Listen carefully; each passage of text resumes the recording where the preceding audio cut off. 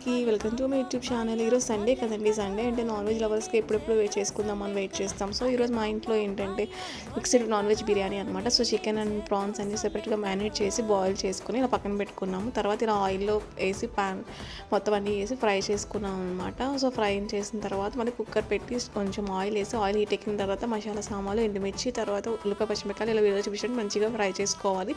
తర్వాత ముందే మనము వాష్ చేసి పెట్టుకున్న రైస్ ఇందులో వేసేయాలన్నమాట వీడియోలో చూపించినట్టు.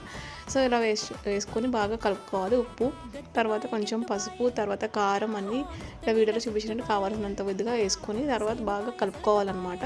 ఆ తర్వాత ఇందాక ఫ్రై చేసుకున్న చికెన్ కూడా ఇందులో వేసేసుకోవాలి. సో ఇది పులావ్ కాబట్టి అన్నీ ఒక దాంట్లోనే వేసుకుని బాగా కలుపుకోవాలన్నమాట.